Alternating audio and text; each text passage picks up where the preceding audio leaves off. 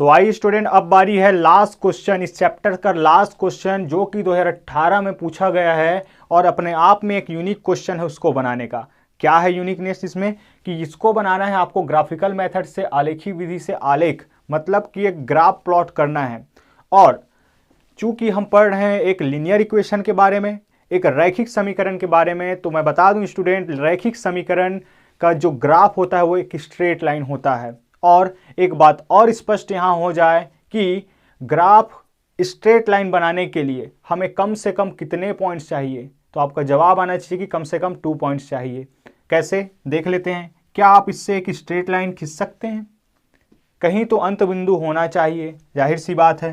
तो ये रहा, तब जाके आप कुछ बता पाएंगे कि ये पॉइंट ए है और पॉइंट बी की तरफ हम जा रहे हैं, तो हमारा ग्राफ का इंफॉर्मेशन ये निकल रहा है, हमारा डेटा ये है, कुछ इस तरह से। तो हम क्या करने वाले हैं, हम इन दोनों समीकरणों का, इन दोनों इक्वेशन का एक एक टेबल बनाएंगे। कैसे टेबल बनाएंगे? क्योंकि x के डिफरेंट मान के लिए y का मान होना चाहिए, तब जाके हमारा एक कोऑर्डिनेट बनेगा। और कोऑर्डिनेट ही क्या बताता है, उस पॉइंट का पोजीशन। आपने चैप्टर नंबर 6 में इस बारे में पढ़ा होगा। तो चलिए चलते हैं। आपको ऐसे समीकरण दिया जाएगा, बोला जाएगा कि आलेख विधि से ग्राफिकल मेथड से इसको सॉल्व करना है। कैसे करना है? मैं लेने वाला हूं इक्वेशन नंबर 1 और इसके लिए मैं फ्रॉम इक्वेशन 1 समीकरण 1 से 4x minus 5y is equal to 20।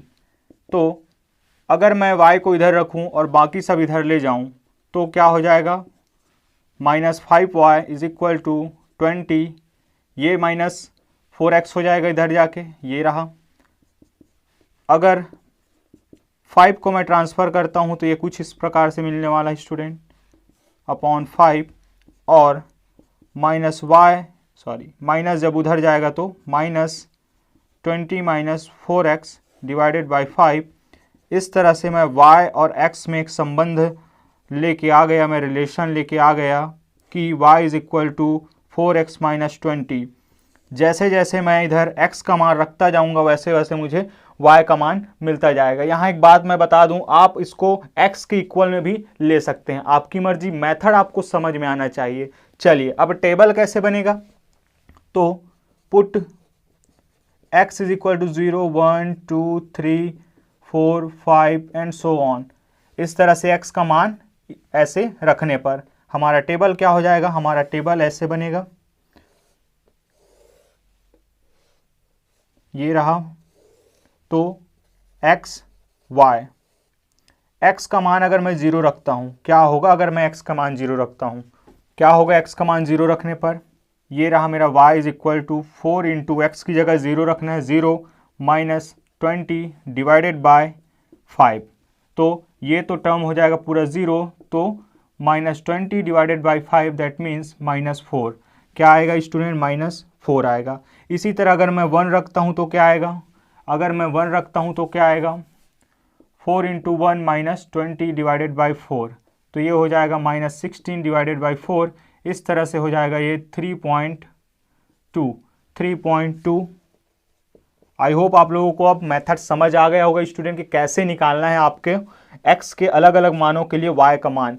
यहाँ आप रखते जाएंगे, यहाँ y का मान लिखते जाना है। अब तो अगर मैं 2 रखूँगा तब यहाँ आने वाला है 2.4, क्योंकि 4 इंटू 2 8 माइनस 12 हो जाएगा, 8 माइनस 20, इस तरह से -12 डिवाइडेड बाई 5, तो ये हो जाएगा 2.4। चूँकि माइनस साइन साथ चल रहा है तो ये सब में माइनस साइन लगना ही है।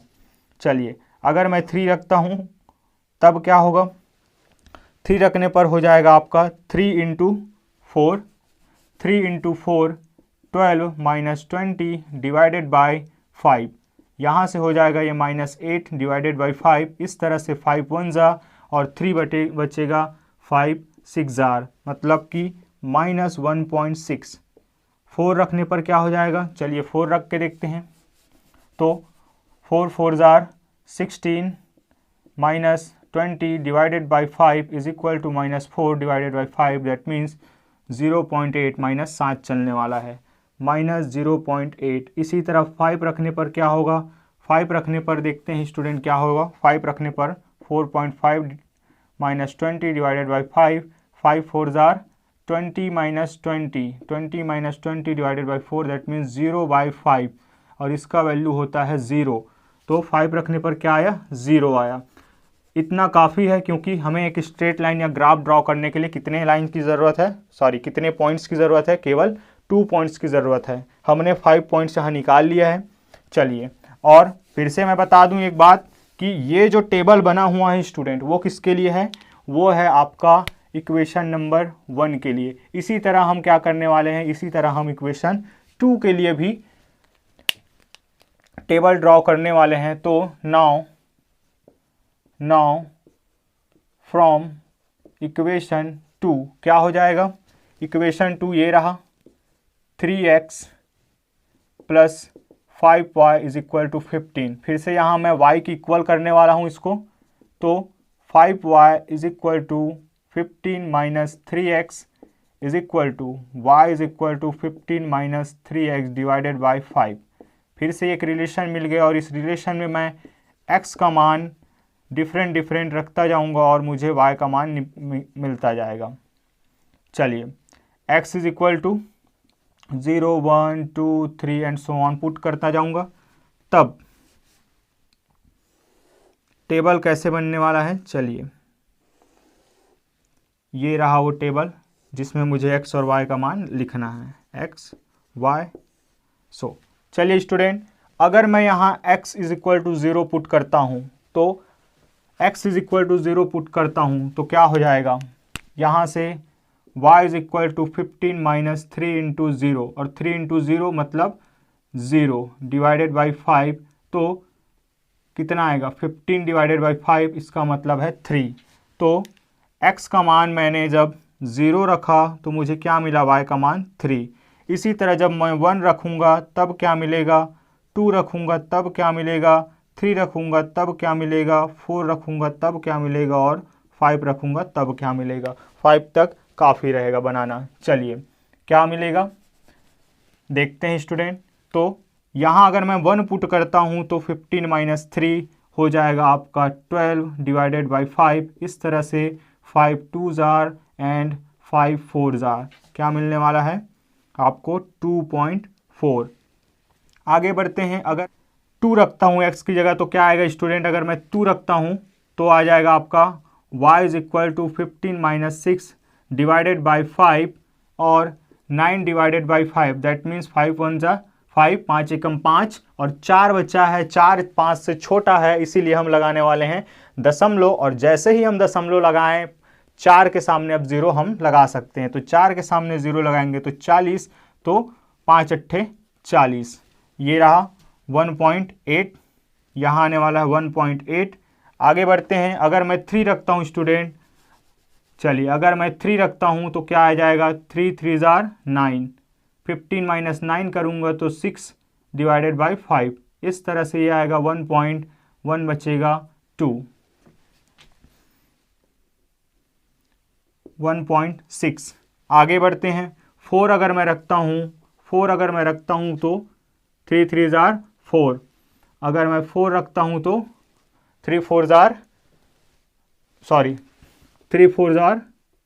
12, तो 15 माइनस अगर 12 करते हैं तो कितना आने वाला है, 15 माइनस 12 करने पर आएगा 3 डिवाइडेड बाई 5। चूँकि 3 5 से छोटा है इसीलिए हम क्या करने वाले हैं, नहीं जाने का 0, और जैसे ही लगाए नहीं जाने का 0 तो क्या लगा सकते हैं, अब हम लगा सकते हैं दशमलव, और डेसिमल के बाद ये बन जाएगा 30, तो 0.6, ये 0.6, ये रहा 0.6।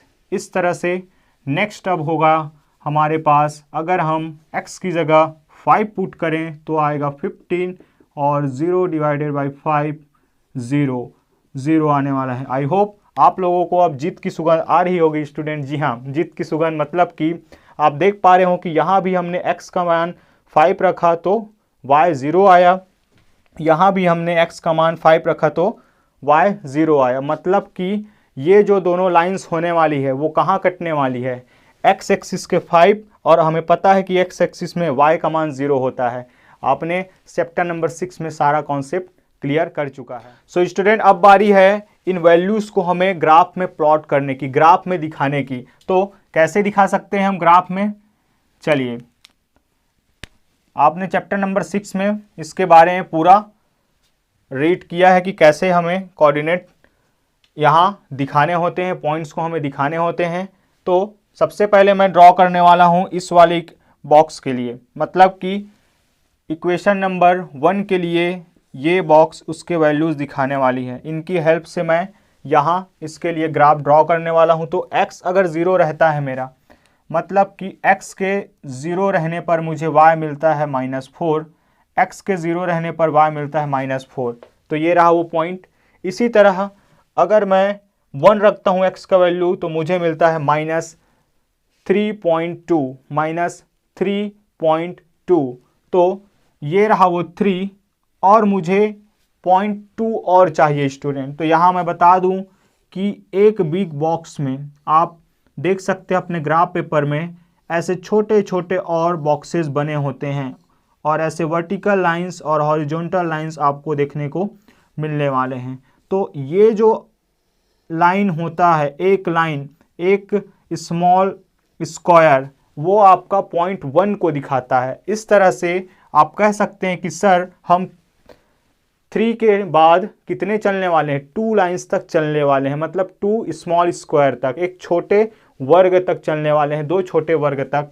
तो अगर मैं मान लूँ कि एक लाइन ऐसे आ रही है, एक डार्क लाइन ऐसे आ रही है, और मेरा 3.2 ऐसे जा रही है यहाँ से वो लाइन, तो यहाँ पे ये दोनों एक दूसरे को काटने वाले हैं।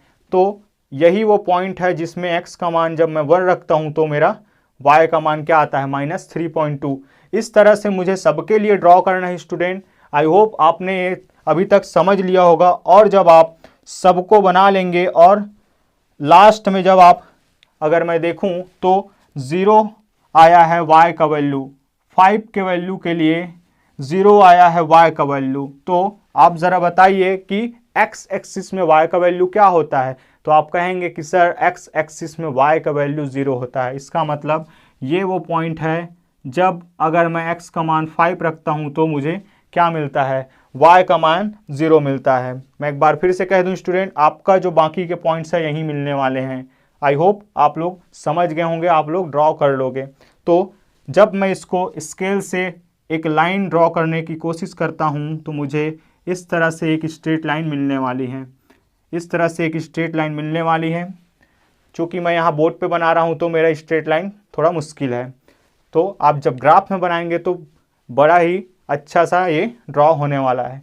ये तो हो गई लाइन किसके लिए, इक्वेशन नंबर 1 के लिए, 4x - 5y = 20, ये लाइन इसको दिखाती है। ठीक, अब बारी है इक्वेशन नंबर 2 के लिए ड्रॉ करना। जब मेरा x का वैल्यू 0 है तब y का वैल्यू है 3, जब मेरा x का वैल्यू 0 तब y का वैल्यू 3, ये रहा वो पॉइंट।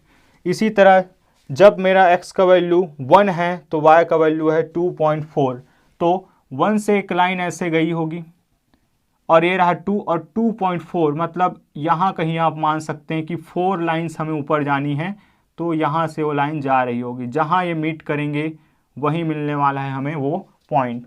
तो इस तरह से फिर से ये इन 2, 3 और 4 के लिए आप ड्रॉ कर लेंगे। मैं 5 और 0 का बताता हूँ कि x = 5 रखने पर आया है y का मान 0, मतलब कि यही वो पॉइंट है जहाँ पे फिर से मुझे इक्वेशन नंबर 2 के लिए भी वो पॉइंट मिलने वाला है। तो आप कह सकते हैं कि अगर हम यहाँ से एक लाइन ड्रॉ करते हैं तो ये जाके ऐसे मीट करेंगी एक दूसरे को, और हमारा इस सिस्टम ऑफ इक्वेशन का सॉल्यूशन यही आएगा कि 5, 0, ये पॉइंट्स हमारा सॉल्यूशन है। और सबका आप कोऑर्डिनेट ऐसे लिखने वाले हैं कि 1, 2.4 और 0, 3, इस तरह से यहाँ 0, -4, यहाँ 1, -3.2। और ऐसे ही जो भी पॉइंट्स मिलेंगे। तो 5,0 x इज इक्वल टू 5। तो स्टूडेंट इसके बाद बारी आती है इसके आंसर लिखने की। कैसे लिखना है? लिखना है ऐसे कि क्लियरली, यहाँ से स्पष्ट है कि clearly both lines are intersects to each other at point 5,0, therefore x is equal to 5 and y is equal to 0। ये रहा हमारा आंसर। समीकरण निकाय अद्वितीय हल रखता है, आप लिख सकते हैं। तो ये रहा इसका पूरा प्रोसीजर। आप इसको अच्छे से प्रिपेयर कर लीजिएगा, क्योंकि 2018 के बाद अभी तक नहीं पूछा गया, तो इस साल चांसेस है कि ये आ जाएं। तो मिलते हैं नेक्स्ट वीडियो में स्टूडेंट, तब तक के लिए बाय बाय, जय हिंद।